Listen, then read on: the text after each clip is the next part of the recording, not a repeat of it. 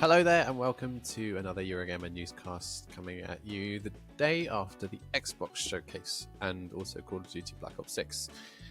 We're a little bit tired, but we are here to talk about all of the things that were announced, and my goodness, there was a lot of them, and some stuff that Phil Spencer, the boss of Xbox, has been saying since. So joining me as ever, it's Eurogamer's news team. We've got Ed Nightingale. Hello. Victoria Kennedy. Hello. And I'm Tom Phillips. I think it was one of the best summer showcases, certainly one of the best Xbox showcases that we've had in a very long time. I'm sure you guys would agree. Yeah, there was plenty there that got me quite excited for several different reasons. There were games that we obviously knew about already, which I'm looking forward to. There were new games I wasn't expecting that I'm really looking forward to. I thought it was a really good showing. I did expect a few more solid release dates than we got, but that's by the way. Yeah, Avowed out this year, and we've just published the story on how they put a release date up despite it not being announced in the live stream, and then they just deleted the release date again. And that's 2024 game. But looking to 2025, certainly an enormous amount to come from next year. I thought South at Midnight looked great. Yes, that was my favorite of the show last night. I really love the look of that game. I remember when it was first revealed, I think it was probably around this time last year, and it had the sort of, deep south aesthetic with the big skeleton guy playing his guitar, and I loved it then. And then I saw last night's giant frog. I just think that game looks very nice and good, and I'm excited. It doesn't look like any other game out there. The big frog or the game in general. For me, I'm down for the setting, gameplay, all of that stuff. I'm just not keen on the sort of stop motion-y kind of vibe of the animation, which for me just feels really stuttery and I think could cause quite a lot of motion sickness. So I'm not super into that. I like that art style because I think it's nice that they're doing something different and embracing this completely unique, well, I say completely unique look. I know there are other games out there with similar aesthetics, but I love that look that it's gone for. Other 2025 games, Fable, confirmed for 25 now. I thought that looked great. It's always a bit hard to tell from the two trailers that we've had what is exactly in-engine gameplay, what is sort of in-engine cutscene stuff, but I think they've nailed the humor, and if that's the level that we can expect, like the tone of the game to be brilliant, it's very British. Very British. You've got Peep Show in there now with what's his face and IT Crowds, Super Hands, Super Hands. That's it, yeah. And then you've obviously got the dude Richard from IT Crowd, very Richard British. R80, yeah. Yeah. So I think that looks like it could be a lot of fun as well. Did you guys play the original Fable? Yeah. I played a very small amount of Fable 1, and my distinct memory is that I punched a child, which was accidental. But the child was a bully, and then I accidentally hit the attack button and punched them. But that's the only thing I remember. Literally, I played it for about 2 hours. So I don't have a sort of distinct opinion on the new Fable, how authentic it is to those originals with all this British humour. I don't have a too strong opinion on it. I think it looks decent, but I think it's going to rely a lot on nostalgia for the previous ones, which I don't have. I think if they were just relying on nostalgia for games that came out 10 years ago, then they're going to struggle. I think it looks unique enough, and it always was unique enough in a world dominated by American and Japanese RPGs. This was distinctly British, that it stood out. The old games had this similar kind of ubiquitous British casting. So Stephen Fry and people like that, people who are just extremely British. And that was massively part of its identity.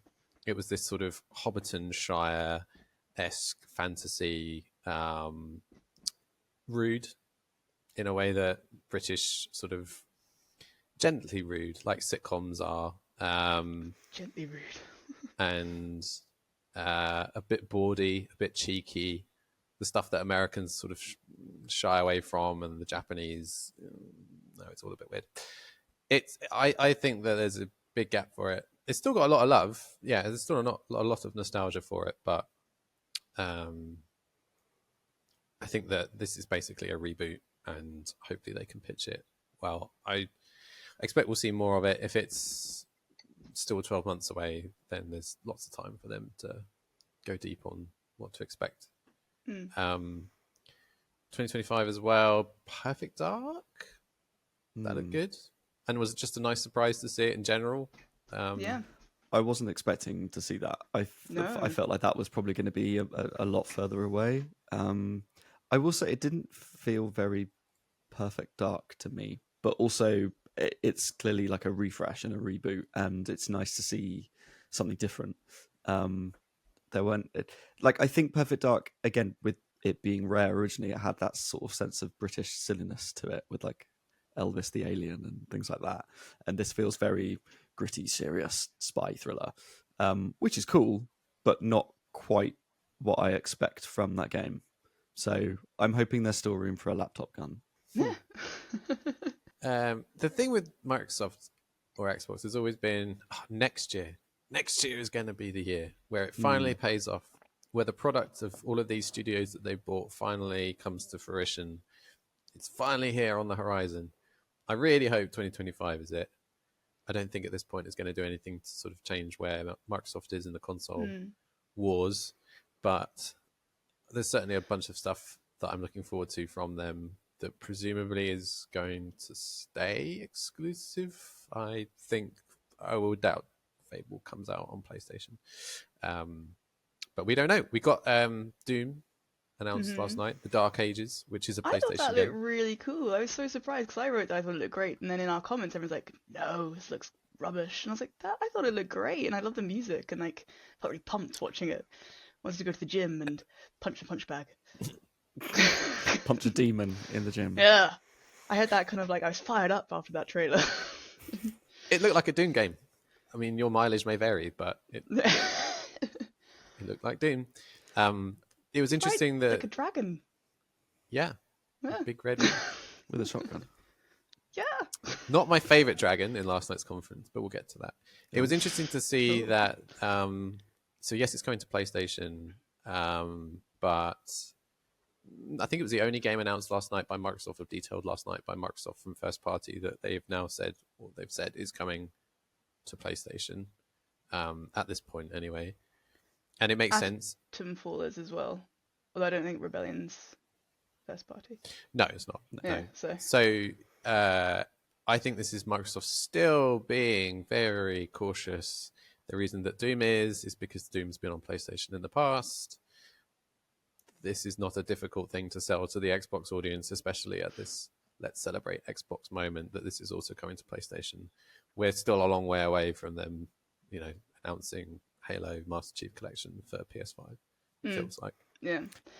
But given Phil Spencer's comments though this morning, or I should say this morning, following the show last night for us here in the UK, that decision I gather was more from the id point of view rather than Microsoft saying we need to make this multi-platform. Yeah, that is what they said.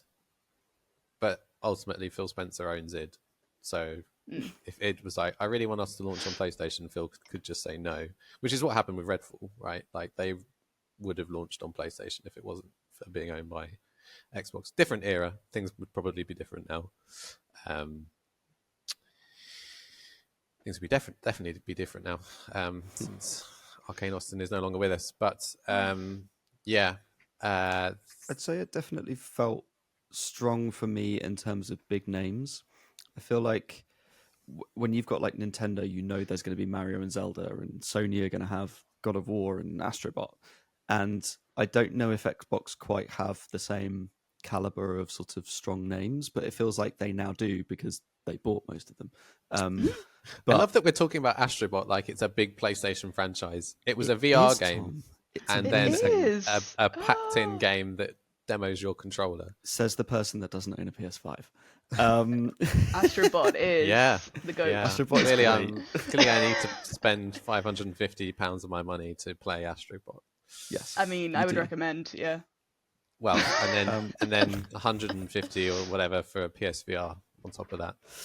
Anyway, Microsoft now have, like, you know, with this showing, they've got Fable, they've got Doom, they've got Gears of War, they've got Diablo, World of Warcraft, COD, like all these big names that I think make it feel like a really solid outlook for what's coming. Is all these huge names that they know people like, big franchises. Here's the next thing in them. I think, at least from Xbox Studios themselves, I don't think there was a huge amount of originality in terms of sort of new franchises or new ideas.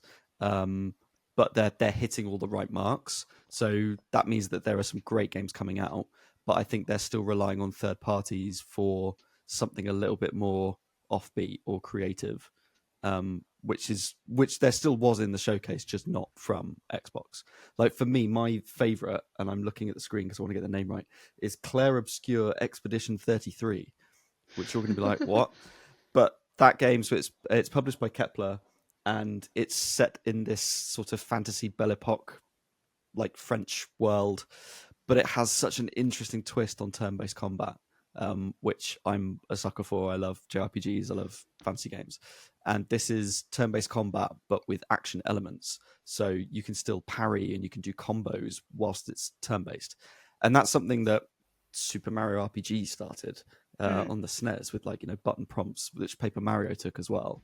So to have that sort of blurring of real time and turn-based combat and parries and stuff, I just think looks incredible and is such a creative way of advancing that genre.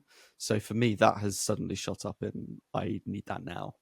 I can't remember when it's coming out. That's also 2025, but it's coming to Game Pass day one, which is good. That's a good point, actually. I hadn't really appreciated the fact that there are a few other, yeah, like you said, like Xbox Studios itself maybe are relying on what is known to do well. But I mean, to be honest, that game that you just mentioned, I had passed me by, but I'm going to go back now and check it out. Yeah. Mixtape was another one, which is Annapurna. But that looked really good and was just such a lovely, colourful game in this sort of gritty shooters and hardcore whatever. Was that the one that looked like Life is Strange? Yes. A little bit, yeah. It's from the Artful Escape developer, which itself was a great game.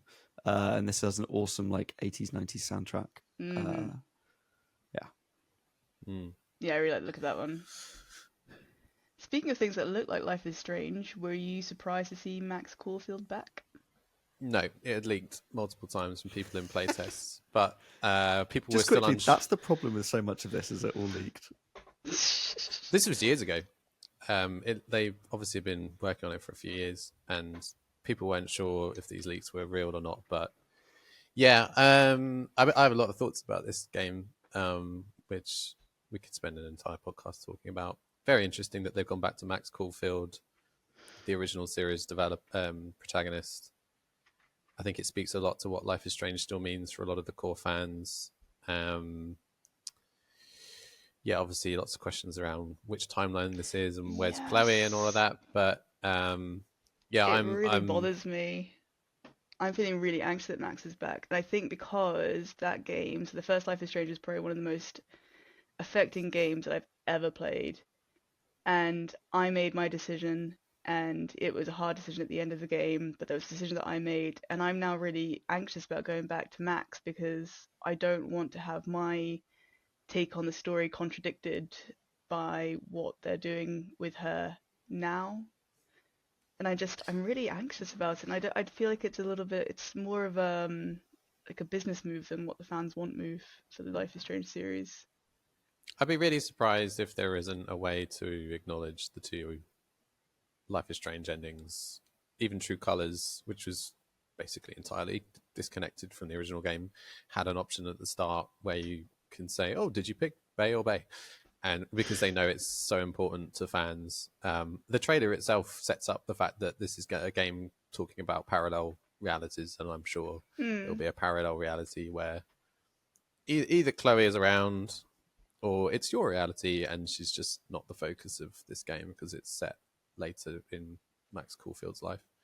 I don't love the fact that she's back, and we're doing another dead friend. Yeah, Why Max would you isn't be really getting a friends break. with Max Caulfield? Yeah, Very bad move. poor Max. But here we are. And then there's also the stuff about you can pay $30 extra to play the first 2 chapters of the game 2 weeks before everyone else, and fans are upset about spoilers Yes. for that. So interesting announce. I didn't play the originals, but I did play True Colors, which I really enjoyed.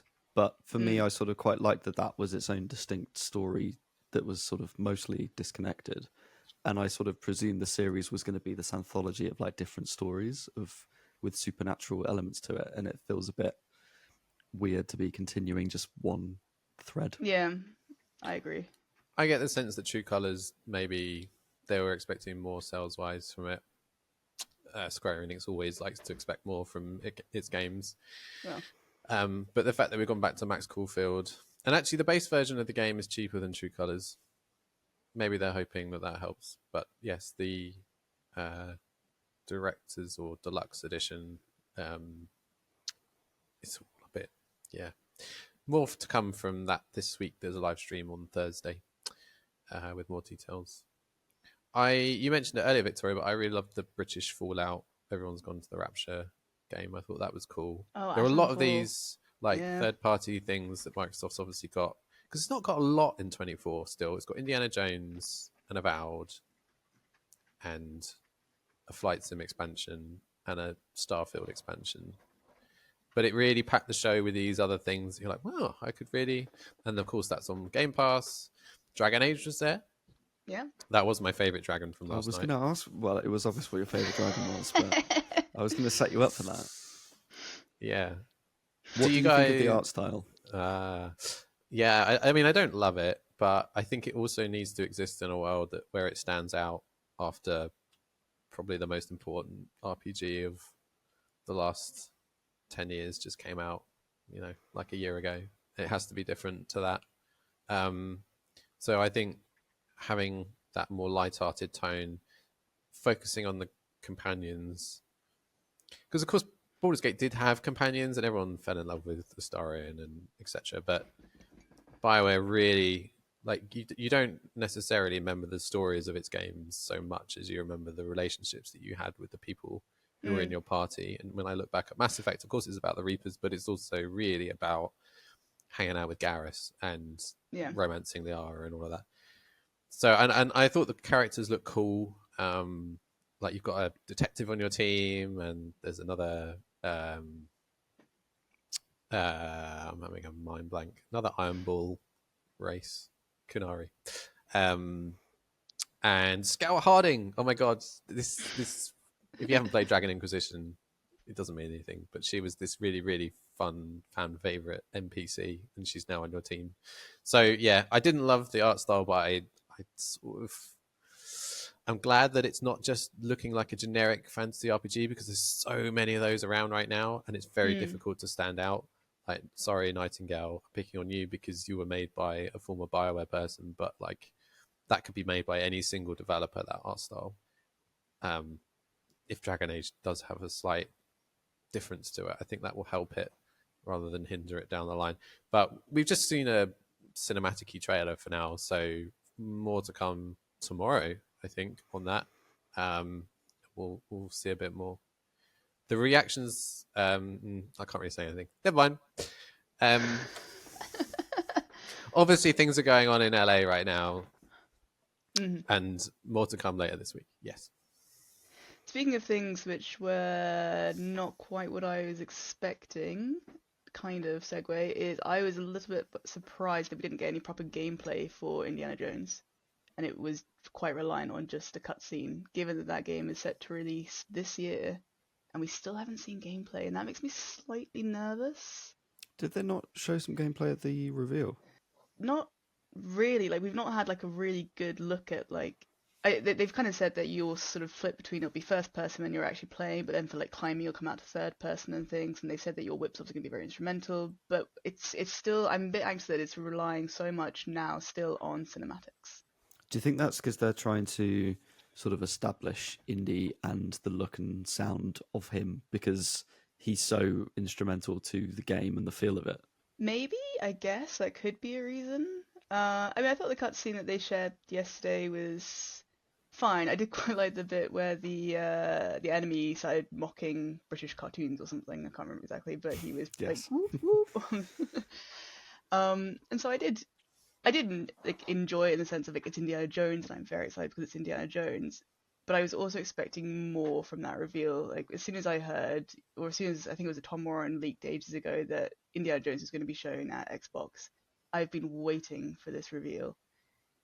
And then it kind of came and went, and I was like, all right, cool. And I really wanted to be blown away. So There's still time. There's I still 6 know. months before it comes out, I think. I think it's going to be a December. Yep. It's got Yeah. that Star Wars movies sometimes or often come out around Christmas. It's got that same Lucasfilm, you want a Nostalgia. hot, dusty. Yeah, it's nostalgia. Absolutely. I mean, that's why they're doing Indiana Jones. It's got that hot, dusty, like Saturday matinee adventure thing that you want to settle down into on a cold evening, and yeah, be out in the desert uncovering relics. Yeah, I think there's still time. Was there anything else from last night that you guys really loved that we've not talked about so far? I'm excited about Gears just because I'm excited about seeing the prequel and Dom. Yeah. Why do you think they're doing a prequel rather than picking up the cliffhanger? Can I spoil the end of someone's fate? Well, you choose, don't you? You choose between two people's fate. Well, I think it's good that they're getting a certain character back for the prequel. Hmm. And I think that that's a bit of fan service, maybe. But that's why I think they're doing it anyway. Do you think it's because, is it related to how many people played the last game and they just want to go back and play the greatest hits? Maybe? I don't know. Actually, I hadn't thought of that. I purely thought it was to get a certain someone back. That was my I now feel very skin deep take on why they're doing a prequel. But I think it's a bit of fan service. It's beloved characters, so why don't we go back and revisit them at a different time? Was there not talk of a remake or remaster of the original? Oh, well, recently there's been talk Or of maybe it. there were rumours about it. But I mean, that would be a good I just setup think, then. to Tom's point, maybe like those original games are what people remember most. So maybe they want to tee that up, or at least go back to that era. I say this, I've never played a Gears of War game, so I could not give you an opinion. I mean, I suppose a prequel would be a good setup as like, and now you can play following on with this remaster remake of the original. Maybe. But I thought that looked pretty cool. Again, it was just a sort of cinematic trailer, sort of atmosphere setting vibe trailer, but I liked it. It was good. We haven't mentioned COD either, which was a big part of all this. Well, You can't play as Maggie Thatcher. I'm devastated. God, that would have been quite something to see. Is she at least a villain? That depends that depends on your political allegiance. Oh, well, that is a fair point. Yeah.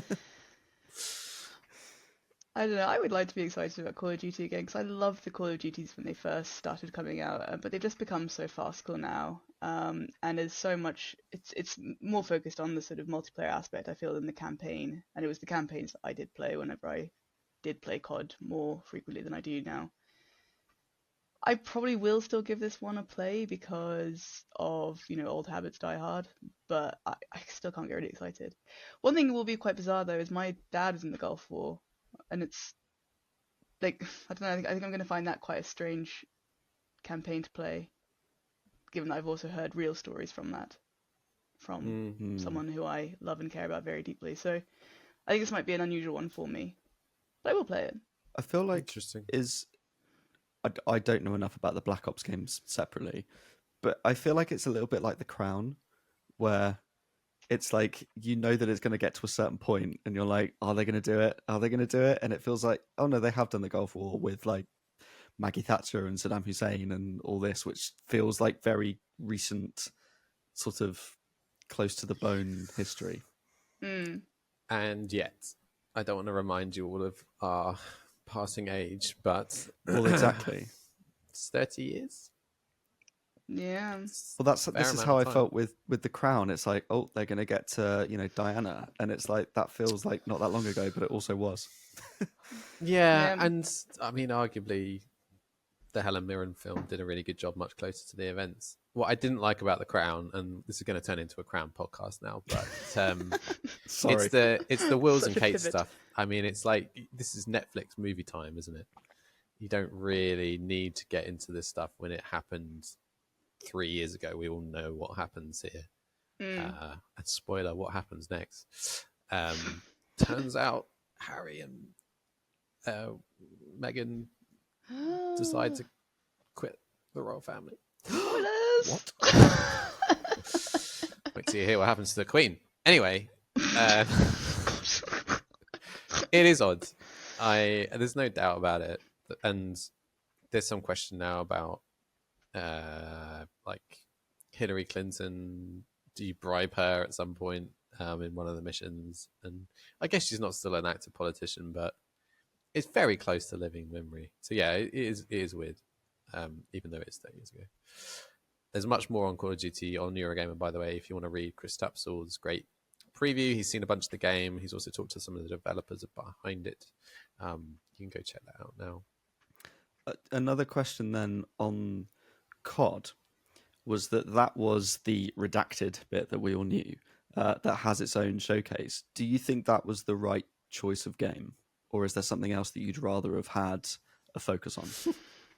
I mean, personally, there's other things I'd rather have had the focus on, but I think Microsoft. So had that's a to silly do question that. for me because you would want Indy. So I want how long of Indy, please. Yeah, I think they had to do that though because they obviously spent all this money on getting Activision Blizzard King wrapped up. It was pretty much like a 2-year ordeal from saying they were going to do it to actually sort of signing on the dotted line. I think they had to make a thing out of this acquisition to make it worthwhile for them, or at least seem worthwhile. It's the biggest and most expensive advert for Game Pass ever, this game. So it obviously needs a lot of exposure, and it was the right game for Microsoft. Speaking as like what I would do if I was in Phil Spencer's chair, I would not put 60 minutes of Avowed as the game or anything else. Indy, even Diablo, although arguably you could probably say is very popular, maybe. But no, Call of Duty is the mass market game out there. You know what I mean? And the fact that it's in Game Pass this year is huge, and it's going to drive a bunch of Game Pass subscriptions. So yeah, we should talk about Xbox hardware because they didn't just show games last night. They showed 3 other things. Yeah. Ed, you wrote the story. What do they show? So they showed a new digital-only X and a new S, both of which have higher storage. And then there is a special edition X, which still has a disk drive, but it did say in a blog post that has limited quantities. So it definitely feels with these that they are sort of edging towards that all digital future of trying to push towards that, while still giving you an option in limited quantities. They're also very pricey. Oh, how much were they? I didn't look at the prices. I can go look them up now, but I need The to remind digital myself, is the same as the disc-based Series X now.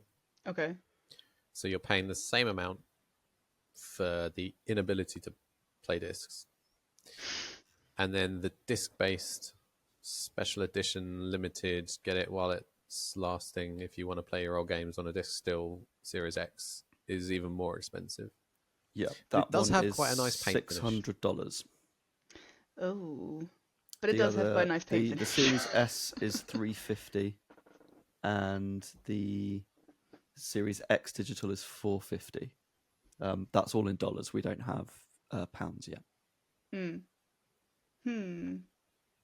I'm still surprised, and I know we wrote a news article on this morning. I thought that would have been a good time to announce Xbox handheld, because I mean, new consoles, digital, whatever is nice enough, but it's also not particularly surprising or exciting, I don't think.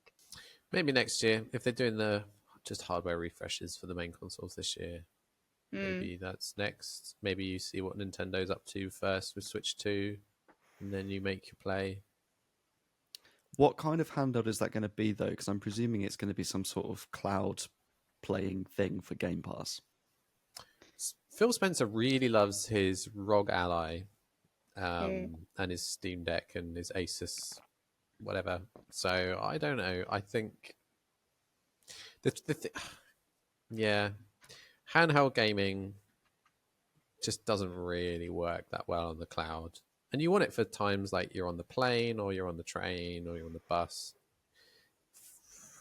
Streaming games just does not work if you're on the bus that well. So in his I would chat with assume. IGN, he did say his quote is, "I think being able to play games locally is really important." So it sounded as though that offline play is something that they would focus on. This is when he was talking about a hypothetical handheld with IGN. Hypothetical, quote marks, yeah.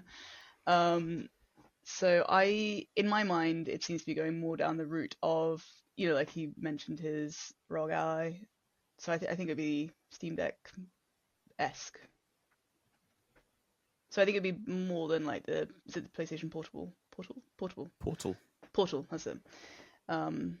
Yeah, I don't think they would go down a cloud-only route. On the 3 consoles, because obviously these tie back into the leaked Xbox future plans that came out last year via the FTC lawsuit documents, and everyone got very upset because Microsoft internally was referring to this as an adorably all digital future, and people do not want an all digital future and don't think it's adorable. And Phil Spencer afterwards said those plans are outdated. And everyone thought, well, yeah, you're doing what the PlayStation is doing and just having a optional hard drive add-on or peripheral. And the solution actually seems to be this paint job, higher hard drive version of the Series X. We asked Microsoft last night if these were going to be the only options going forward. And then, of course, because this new Series X is a limited edition, does that mean that when stocks run out, that's it? You can't play discs anymore? Microsoft, in its response, said to us that as of this holiday, these new 3 options join the lineup rather than replace it, I assume. And that means that as far as they're willing to commit on the record at the moment, this holiday season, there are going to be 5. What happens beyond that, though, we'll have to see. I did ask specifically, are they going to continue manufacturing the current X and S, which they didn't address. We don't know, obviously, how much stock is still hanging around. They've got to sell through. It might be that actually you're able to still buy a Series X with a hard drive for some time to come. We don't know how limited the new Series X is going to be. But yeah, I like our headline from last night, which is definitely that we seem to be tiptoeing ever closer to this digital future. Hard to imagine that the next proper generation of consoles now will have a disk drive. It feels like maybe they'll just let that stock dissipate and slowly sort of weave in this new one so that it feels like more of a blur rather than just being like, right, now all digital. It's like it's sort of blurring that boundary and easing people into it. Yeah. But get an Xbox X now if you want physical. And then buy a hard drive to go with it. Yep. Yeah. Also, I just don't like white consoles, but that's me. Because they get dusty. Yeah, I just feel like they show up marks and they just go yellow over time. I don't like it. Yeah. Stop blowing vape smoke into your Xbox Series X. I would. Oh.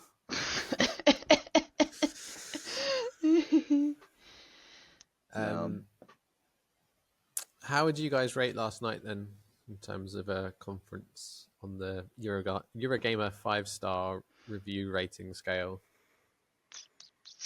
I'm gonna give it a 4 stars. I think I'd go 4 as well. Yeah. I think it was really solid. There wasn't anything. Well, there were a few surprises, but there was nothing like massive jaw dropping. I think as well, like Summer Game Fest is probably more of a 3, just as a point of comparison. But for me, that still had loads of good games. There just was nothing new in it. And I think this had some new things, at least in terms of new gameplay. Something like Perfect Dark. We know it's coming, but at least there's new gameplay. But there wasn't a sort of big first-party surprise, I would say. But still solid. Yeah. I think there was a lot last night that got me excited. A lot of it was just continued excitement for things that we already knew was coming. But I thought it was a really good show overall. But like Ed said, there was nothing big, totally unexpected that would tip it to a 5 for me. I think a 4 is fair. For me, it ran very slightly long. I'd probably have finished it after Indy. There were a few less interesting games after that. But Gears was a cool thing to end it on. So, yeah. It struck me, listening to Phil Spencer on the IGN Live thing, him saying, in what seemed like quite an honest moment, that he used to have to come out every year and it would be the same 4 games, 4 franchises, Halo, Forza, Gears, and Fable. And he'd have to come up with a new way of making them sound exciting to the fan base every year. And it just struck me that last night I definitely did not feel like that whatsoever. I mean, to start with, we only got 2 of those, but we also got South of Midnight and Perfect Dark and Doom. Yeah, I mean, this is what happens when you spend $100 billion on buying up Bethesda and Blizzard and Activision and all of those. But yeah, maybe this year, 2025 or next year, maybe it will finally be the year it all pays off. Maybe. We shall see. Time will tell. Right, on that note, we'll be back very soon, I'm sure, with more to discuss. It's supposed to be a Nintendo Direct happening at some point. That would be nice. Come on, bring me those Zelda ports. Yeah, where's that Silk Song summoning Silk circle? Song, yeah. And Plucky Squire, actually. Nintendo, there's a lot riding on you. Until then, Ed, where can people find you on social media? You can find me at ed_nights. And Victoria? I'm at the Little Chop Shop Gal. I am at Tom Phillips CG. Thanks for watching, everyone. We'll see you next time. Bye for now. See you then. Bye.